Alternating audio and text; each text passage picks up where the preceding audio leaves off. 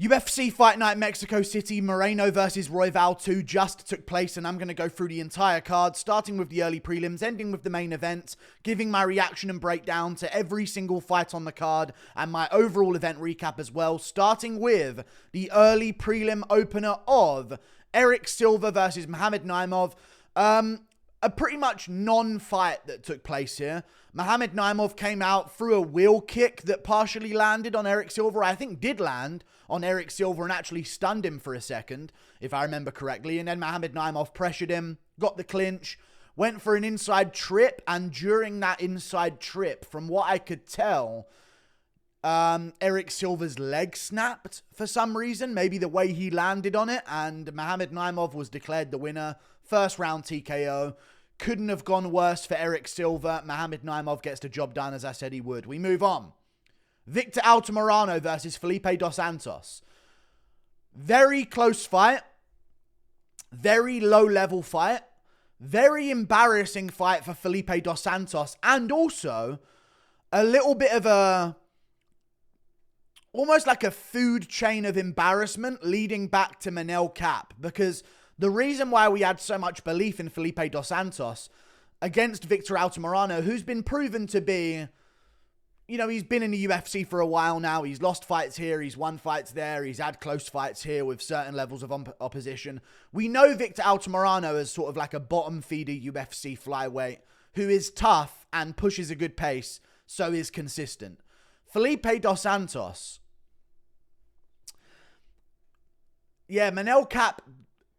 I don't know. Manuel Cap no longer looks good because that was almost as close of a fight as Manuel Cap versus Felipe dos Santos. And it was had against Victor Altimirano. So, yeah. Even though it was a close fight, I'm not going to say it was a robbery. I actually thought Victor Altimirano won, but I haven't fine-tuned combed it or whatever they say. I haven't went through it with a fine comb and picked out all the shots and decided their value and stuff like that. But I thought it was close, really close, almost unscorably close. Even though maybe Felipe was landing better, more momentum-building moments, I thought Altimirano was staying consistent with some of the shots he was landing. And at the end of the day, Altimirano landed 9 takedowns on Felipe, and Felipe had none. And Altimirano had moments, and he showed good wrestling in that fight. And maybe we just found out that Felipe dos Santos, against someone who's a pure striker in Manuel Cap, he can hold his own on the feet. But whenever you put him in with a wrestler who might want to take things to the ground, all of a sudden things aren't going to go too well. So, not a good look for Felipe dos Santos, but he barely, luckily, gets his hand raised just about. I thought he should have gone to Victor Altimirano, but it's all good. We move on. Up the card, Luis Rodriguez versus Dennis Bondar. I picked Dennis Bondar. I didn't think Luis Rodriguez was UFC level. I stand by that, to be honest with you. I don't think Luis Rodriguez is all that good. I really don't. But Dennis Bondar, although looking like, as I predicted, the better striker, the better grappler, the better scrambles, better jiu-jitsu. I know he eventually got submitted. I understand that. But I thought that in general, Dennis Bondar was just better in all categories. You know, I watched both of these guys fight next to each other, side by side, and I was like, okay, Bondar's better. Faster, better footwork, better punches, better kicks, better entries on takedowns, better scrambles within grappling exchanges. And I thought, well, that's enough for me to say that he beats Luis Rodriguez, who's awful. But Dennis Bondar kept chucking away positions for submissions, which was a problem that he kept having. And also, he did slow down quite a bit in round 2. And I think the altitude really did a number on this card's quality of fights, because nearly all of them were awful and terrible looking, but I'm only allowed to say that about ones that I got right. So I'll say that about some ones that I got right, but I can't say it about ones I got wrong. But this one was sloppy, but Dennis Bondar diving for leg locks. Like, I don't understand. Leg locks almost entirely, in my opinion, should be used to get top position, and he just kept bottom position with them, eventually losing to Luis Rodriguez with a second to go as well. A second to go and you're tapping. And he was not out cold as far as I can remember. As far as I can remember, at the end of that round, he was not out cold. So I just think there needs to be like, it's so weird to me. I know tapping is tapping, and it's almost like an instinct of like, once your body gets to a certain point of before switching off, your hand just does it anyway. But someone in your corner's got to be counting down from 5 if there's 5 seconds left in the round, because he would have made it to round 3. Probably would have ended up losing him round 3. But yeah, tough one for Dennis Bondar. I thought he was a better all-round MMA fighter, but Rodriguez stuck it on him, and Bondar kept chucking away dominant positions and reversing positions here and there. I remember he reversed Rodriguez being on his back, but just jumping for leg locks. Leg locks don't work in MMA. Stop doing them. We move on. Claudio Puelles versus Ziam. Speaking of leg locks that don't work. And also, I called this fight correctly in picking for Ziam, so I'm allowed to say it was a shit fight where both guys looked awful. Both guys looked awful in this fight. Claudio Puelles doesn't have a stand-up game, is what we're finding out so far in Claudio Puelles' career. I'm so glad I called this one so I can say that these guys looked awful without everyone having a problem about it. So glad I called this one right so I can actually trash it.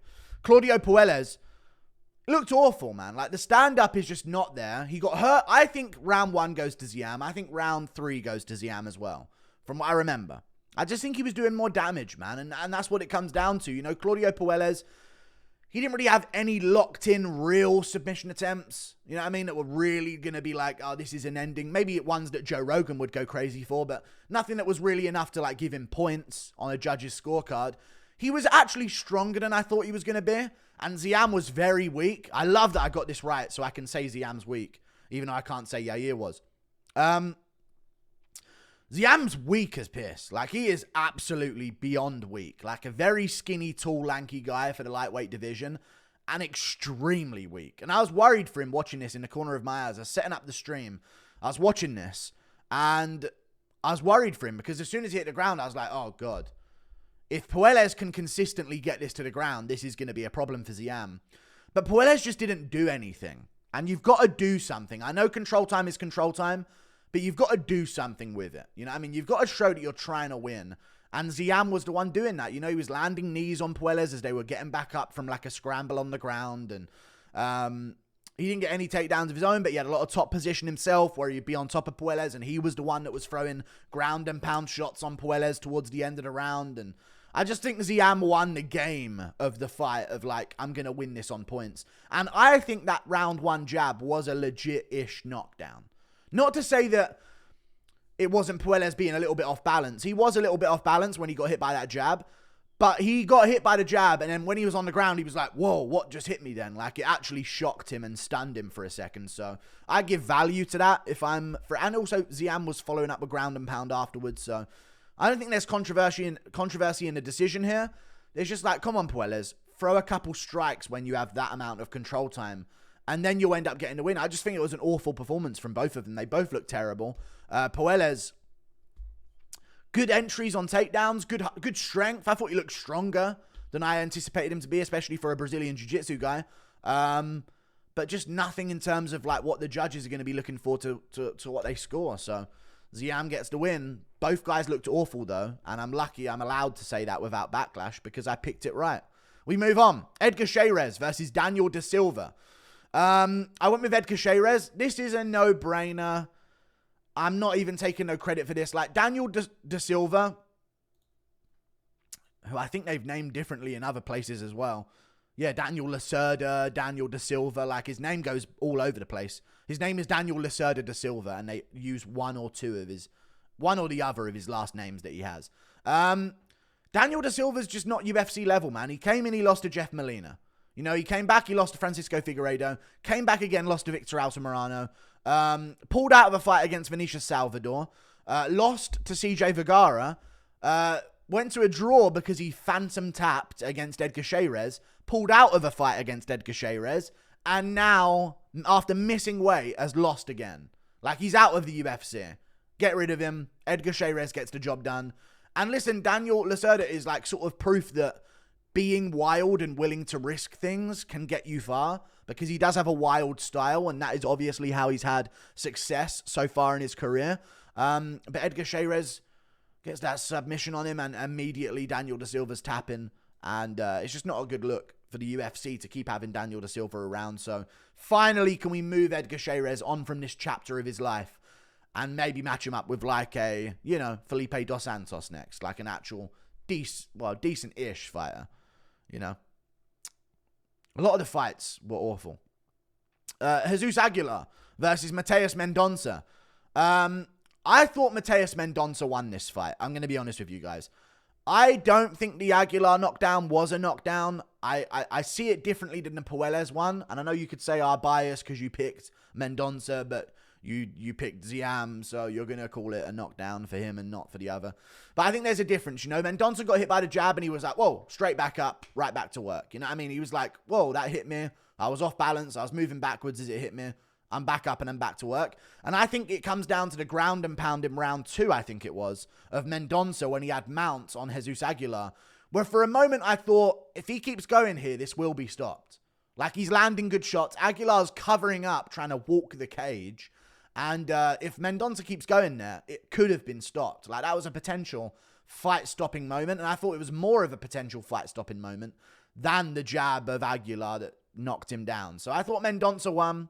I thought he got the job done this fight. I thought he won the third. I thought he won the second, if I'm not mistaken. But again, silliness. Jumping off the top, on the back, losing balance, conceding bottom position, looking for arm bars off his back. Jiu-jitsu don't really work off of your back anymore. Like, you've got to be really lucky to pull it off. Rolling for legs, missing position because of it. Aguilar won the fight. I don't think he did, but it is what it is, you know? Like, it was just a shit performance from both. Awful fight from both. I just thought it was a shit low-level disgrace of a fight. We move on. Cristian Quinones versus Raoni Barcelos. Again, I just think this was a shit low-level fight. And I called this one for Barcelos. So I was allowed to have that opinion on the live stream. But everyone hated my opinion on the co-main and main. But I was allowed to call this a shit show. Because I picked Barcelos, I guess. It's the only difference I can tell. It's a shit show, man. Cristian Quinones is not UFC level, in my opinion. He's awful. He has no understanding of foot positioning. I was tweeting about his foot positioning. And I even mentioned it before the fight. I was like, dude, Barcelos is going to have so many openings for counter hooks as this guy comes in. And his low kick is going to be there for him all fight long. Now, Barcelos didn't throw low kicks. He was barely throwing counter hooks. In fact, he won this fight because of his grappling in the third round, getting a takedown and anticipating the strength advantage of Cristian Quinones, which was apparent in the first round. Because even though Barcelos landed a few shots in the first, Quinones was way stronger than him. Way stronger than him in the grappling, taking him down, dragging him around. When Barcelos would get Quinones down, Quinones would just stand back up. Like, he was a way stronger, younger, hungrier man. And I think eventually Barcelos anticipated that. So instead of getting a takedown in the third round, I'm thinking, oh, thank God, I'll stay on top for 4 minutes now and win the round. And then Quinones gets back up. He was thinking, this guy's going to get right back up, and I'll be ready for the back take when he does. Boom. He takes the back when Quinones gets back up. And Raoni Barcelos chokes him out in the third round, you know. Other than that, it was mainly the foot positioning of Cristian Quinones that lost him this fight. He didn't have the basic understanding of combat sports, really. Like, your opposite stance to Raoni Barcelos, you've got to fight, you've got to win the lead foot battle, the foot position battle. And there was so many moments, even on the same stance, both of them orthodox, both of them whatever. Quinones has his lead foot outside of Barcelos's. And I know you could say, well, Barcelos has his on the outside of Quinones's then, if that, you know, that's just how it is by proxy. No. Quinones would have his lead foot on the outside of Barcelos's after he had initiated an exchange. That is the danger. So he's thrown his lead hand and his foot is on the outside of Barcelos. So unless he's spinning back fisting afterwards or spinning back kicking or spinning elbowing, he has no option from there. He can't twist round his right. He's going to lose steam on it and it's going to be too late. And he's taken away his lead hand. So from there, Barcelos was able to chop the leg every time he did it, or just counter with vicious combos, and eventually dropped Quinones. I don't know how that was not scored a knockdown. There was no knockdown scored, huh? I thought Barcelos got a knockdown in the second round with that right hand. Maybe I'm confused. Maybe he didn't slump him to the ground with a right hand. But I thought he did. And then as he got back up, even Barcelos threw a knee to his face. And Quinones complained about it being illegal, but I don't know if it was because he didn't have a knee down. He just sort of had the fingertips down. So Yeah, awful looking fight. Both guys look trash. Low level. I was thinking Barcelos should have exposed him a lot sooner. And Barcelos was cheating. And you're allowed to cheat in MMA. Barcelos was just grabbing the cage in round 1 to stop himself getting taken down. So they should have taken away a point. But at the end of the day, the point being taken away wouldn't have made a difference. He won by submission anyway. But there you go. Awful fight though. We move on. Manuel Torres versus Chris Duncan. You can always rely on Manuel Torres. Always rely on Manuel Torres. Crazy fight. As long as it lasted, crazy fight. Lasted 1 minute and 46 seconds. What even happened? So Chris Duncan tags Manuel Torres. From what I can remember, he tags him, right? And he actually wobbles Manuel Torres with like a straight right, I want to say it was. I'll find out what shot he threw. And then it will maybe come back to me, like the vision of what happened in this fight. Here it is. So he threw a... Come on, it must have been a punch to the head, right? Yeah, it was a punch to the head.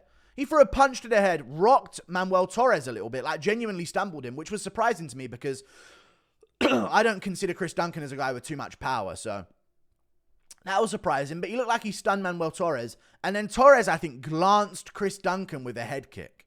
Glanced him with a head kick. Wobbled Chris Duncan, and it was like, oh my God, we're off to a crazy start already. And then it ends up Chris Duncan looking for takedowns, and, you know, he ends up in a bit of a weird position, and they end up against a cage, and Manuel Torres gets better hip position, and he gets to almost like a position where Jeff Neal was submitted by Shavkat Rakhmonov, and I even called that out live. I was like, dude, he needs to watch standing up straight here, because Manuel Torres can get the rear naked choke from this position. And that is what happened. But instead, Manuel Torres got it to the ground in order to do so and dragged Chris Duncan down from the standing rear naked choke position. I love Manuel Torres. You know, he actually kind of was the only guy who really delivered on this card anything of value. Really good performance. Got stunned. Like, he is open on the feet, but I like his style. Like, his style is going to lead him to maybe be KO'd on the feet someday. Like, it's not going to be a bulletproof style where he's going to win every time, but he's going to have fun every time. And that's 3 finishes in a row, 3 brutal finishes for El Loco, and he is Loco with his fight style. So, really good win from Manuel Torres. Great performance. We move on. Yazmin Jauregui versus Sam Hughes. Yeah, just a bit of shit, to be honest with you. And I picked Jauregui to win, but both of them just looked awful. I guess it was altitude just making everyone look absolutely awful. And if that was the case, I'm more than happy to just get rid of altitude fights. More than happy to get rid of altitude fights. So, I honestly say get rid of altitude, because if it makes everyone look like they shouldn't belong in the UFC, then I'm all for it. But in this fight, it wasn't that bad, because you have to, you know, pinch of salt women's MMA. Jauregui looked all right technique-wise. Her chin was in the air quite a bit, so she did get tagged a bit more than I anticipated Sam Hughes tagging her. Like, I didn't think this was going to be a fight where Jauregui minorly outpointed Sam Hughes. I thought it was going to be quite a large number of difference between her and Sam Hughes in terms of how much they were landing on each other, but both of them threw a lot. They missed quite a lot. Jauregui was landing really nice body kicks on Sam Hughes and even cut Sam Hughes over the nose. Hard to miss, but Jauregui was doing all right with her techniques, I guess. So she was landing some decent pitter-patter shots, stuffed the takedowns that she needed to, and got the decision win in a pretty uneventful fight, but she won. Raul Rosas Jr. versus Ricky Tercios was cancelled. I guess I can not even break that down, but just sort of talk about the situation. So apparently Raul Rosas Jr. came down with an illness, which is weird because he wasn't ill when he walked into the arena. Well, obviously you can't tell, but he still came to the arena. So what happens? I've always wondered this. You've made the weight. The difficult part is done. You've made the weight. You're good. You feel good. You feel good enough to show up to the arena, to the event. And then from some point past getting to the event and walking out to fight, you're ill. So I honestly have no... Like, maybe it was just an illness that he thought, it'll go away. It'll go away. It'll get better. And then maybe it got worse under the stress. That's probably what it was, right? I can imagine being ill and then being in a really stressful situation. Like, if I have a stomachache that I've been managing over the last few days and I haven't shit myself once, you know what I mean? I've kept it all in and I'm timing my toilet trips and all. It's a really bad stomachache, though. if I was ever put in a really stressful situation, I'm shitting my pants, you know? So I could see it. I could see it. Or if I had a headache and then someone started an argument with me, I'd probably lose my mind. So, yeah, I get it. They moved it on to the next weekend's card, which kind of needs a bit more. So, I'm okay with it moving over to next weekend's card. We move on. Daniel Zellhuber versus Francisco Prado. I went with Francisco Prado. It was a close fight-ish. Not really, though. But both guys did all right. It was a fun fight. I was mainly just trashing Daniel Zellhuber because I was like, okay, let's get through this and then we'll have the fun of the main and co-main event, which I think really disappointed and was really low-level MMA. But yeah, Francisco Prado. The numbers actually show it a lot closer than what people, I guess, suggest it was, because Zellhuber was throwing a lot, but he was kind of Royvaling it a bit, you know, hitting the guard quite a bit. But I think there was no doubt Zellhuber rounds 2 and 3 clearly won. Round 2 was like, even though Prado was staying in there, if he wasn't throwing back as much, it was almost like a standing 10-8, like with no knockdown because Zellhuber couldn't miss his jab. Prado was doing good in round 1, though. I thought he won round 1 very comfortably. Landing his combos, and I thought that's where he would finish Daniel Zellhuber, because I'm like, dude, this Prado guy, he's good at getting on the inside. Like, he's good, and he's willing to. That's a different thing as well. And I think that showed in this fight as well with Prado. Even though he was losing, he was still willing to throw himself into the fire of, like, he couldn't care less if Zellhuber would have KO'd him as he came in. He was going out there to swing for the fences all throughout that fight. And in round 1, that's what he tried to do. Didn't end up getting the finish on Zellhuber. Landed some good shots that could have been, but it wasn't his night. Round 2 and 3, Zellhuber started picking up on that, and Prado's style, I guess, of fighting for altitude is like, you couldn't pick a worse approach for altitude, I guess, right? If you didn't get that first round KO, which is what it came down to. Will he get the finish early, or will he be stuck after not getting a finish? So it was really the live betting that you would have made a lot of money on this fight. So Zellhuber got the job done. Looked good. Just does annoy me seeing someone so much taller and rangier than someone just eke it out at range. Like, you know, it's annoying. Because you know they're the same frame as some middleweights, but they're just destroying themselves, malnourishing themselves to make 155. And Prado looked like he should be at flyweight. You know what I mean? So it was all good, though. Good performance from Daniel Zellhuber. 15-1. And both guys are young. I think Prado's 21. Zellhuber's 24. So they'll both have some kind of future in the sport, I assume. We move on. Yair Rodriguez versus Brian Ortega. I thought this was a very, very low-level MMA fight. Very, very low-level MMA fight. Good for Brian Ortega, though. I do want to say that because I was trashing him this week. The Eagle story, they don't live up to 70. Someone Googled it in my chat. Live up to 30 years old. 20 to 30 years old. The story he read about this Eagle is a fake story. I don't know who bamboozled him, what post on Facebook he saw about it, but he has been royally bamboozled. They do not live up to 70. I could look it up right now, actually. Lifespan of an Eagle. 20 to 30 years. You know? Like, he's been lied to, but it's all good. It's not about that. Good for Brian Ortega. I said it before. If he lost this one, I didn't see him getting the momentum back that he needed. Like, if he would have got KO'd in that first round, which could have happened if Yair wasn't awful at striking, apparently, then he would have went on a spiral, I think, because it's really... Then what would it have been? Josh Emmett after 7 months off or 6 months off again? It's like a really tough division to retain or regain momentum in. Very difficult division to do that in. And Brian Ortega pulled it off. You know, he got the submission in the 3rd round. Just in general, though, I think this was an awful MMA fight. Like, it was just an awful, trash, low-level fight. Both guys making so many mistakes. Brian Ortega, on the feet, looked like Ilia Tapuria's dream highlight reel just waiting to happen, in all honesty. Like, he looked awful on the feet. And I know he rolled his ankle, actually, at the start of the fight. But he didn't look like he was moving on his ankle funny. I just think he had a funny little stumble and was like, ah, shit, that fucked up my ankle. I'm good, though. You know what I mean? But Yair didn't throw any low kicks on the feet. He barely threw much to the body. He threw some body kicks, but barely. Was mainly just sort of trying to overswing with his hands. Not place his shots, not throw a jab. I didn't see many jabs from Yair or many straight... There was some straight rights. Of course, he knocked down Ortega and beat him up in round 1, but... he was just sort of over swinging hooks on Ortega. And I'm like, dude, you're giving Ortega a chance on the feet here. Like, Ortega's looking awful on the feet. Like, he's so rusty and his timing's all off. And Yair just, like, it's almost like he was given a silver platter and he was like, dude, what are you doing, Yair? Ortega's not moving his head and you're completely whiffing the target, throwing his right hand and his back is to Ortega. And I'm like, dude, that's the last person you want to show your back to on the feet or on the ground. Like, Yair looked awful on the feet. Like, he landed a good shot in round 1 against Ortega and dropped him. I get it, but he looked terrible. He looked awful, really off timing. Not good timing whatsoever. Even after hurting Ortega, it was like, dude, pick your shots. Have you not done this before? You fought for championship belts. You've won an interim belt against Josh Emmett.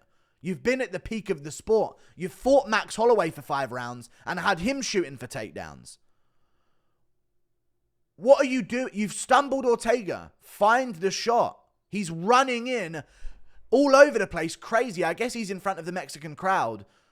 But it's like, dude, what? Pick a fucking shot and set it up with feints or something, or low kick something, like invest something now you've got him rocked. But instead, Yair just spazzed out on the feet, running after him, trying to go for stuff, and didn't end up getting it, ended up getting taken down.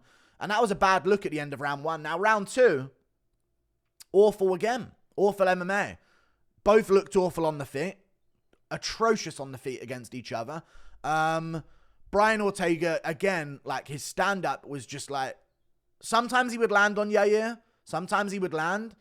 But it's just like, dude, he looked so bad in the stand-up. That was not even the Ortega that showed up against Volk. Like, he was worse than that version of Ortega. I think he looked worse than the version of Ortega that showed up against the Korean Zombie or Max Holloway even in the early 2 rounds of that fight before it really started to go bad for him. Like, his stand-up just looked so off. Obviously, he's been out for a long time, is to be expected. But the takedown is what changed the fight in here. He got the takedown on Yair Rodriguez.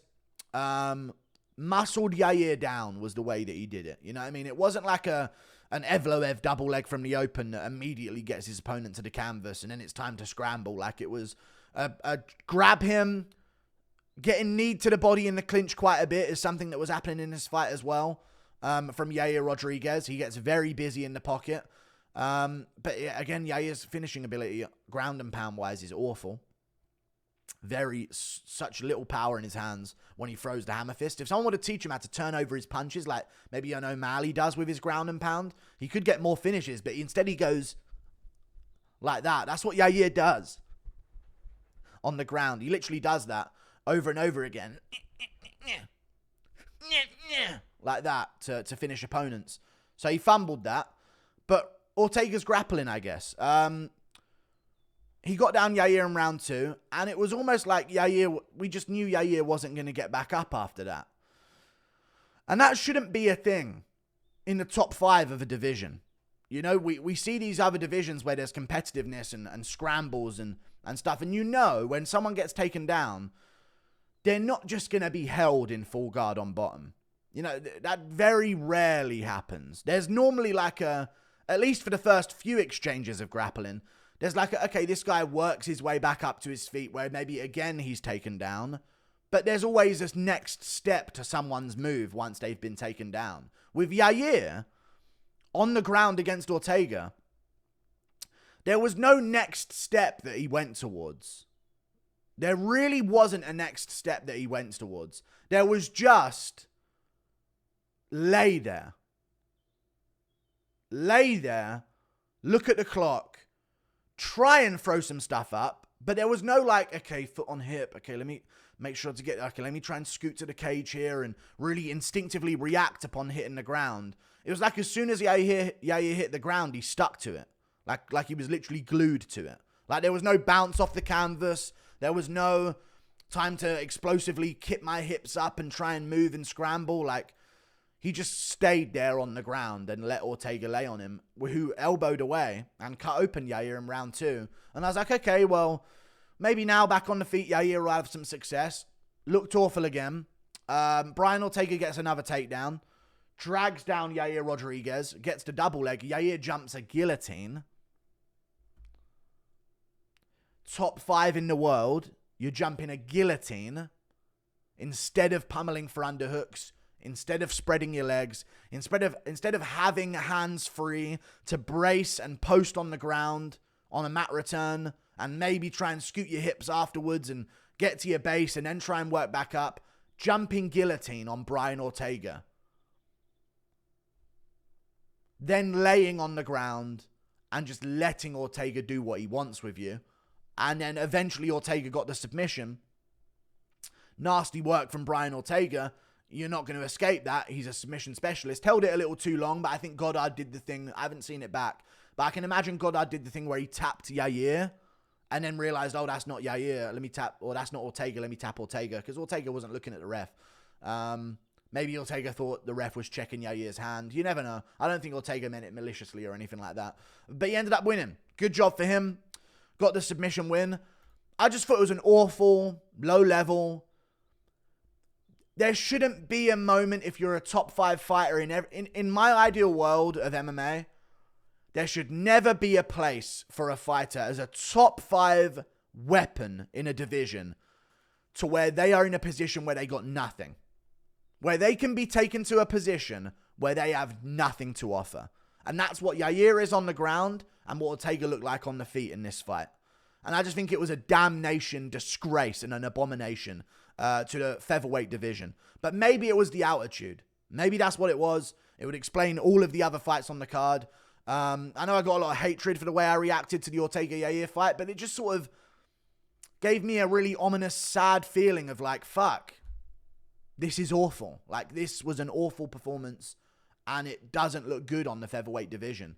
But there you go. Ortega won the fight, got the submission, and good for him, honestly, because I genuinely thought he was finished. So he's come back, and Yair is the weakest person on the roster pound for pound. Like, he's weak. He's just unbelievably weak. There's no explosivity to him on the ground. And it's insane how weak he is and how nothing he has to offer on the ground but lay there. Insane. But Ortega wins. Good for Ortega. But I got that fight wrong, so everyone has to hate me saying it was boring, even though they were A-okay with me saying Quinones Barcelos was shit. Is what it is. We move on. And they were okay with me saying Puelles Ziam was shit as well, but it's all good though. Brandon Moreno versus Brandon Royval 2. Again, a disgrace. I think an absolute disgrace of a fight. Brandon Moreno, in my opinion here, I know I picked Moreno and I didn't pick Royval, so my opinion on the fight has to be biased, I guess. I think Moreno looked like he ain't got the dog in him anymore, in all honesty. And I know people can say, Cope, and your pick was wrong, dude. Styles make fights. Royval's arm punches to Brandon Moreno's forearms were always the answer to beat Moreno. No. I think Moreno ain't got the dog in him no more, man. He ain't got no grit. Like, where was the Moreno that was standing on business like, this is close. Let's fucking make it clear. I'm going to make it clear against you.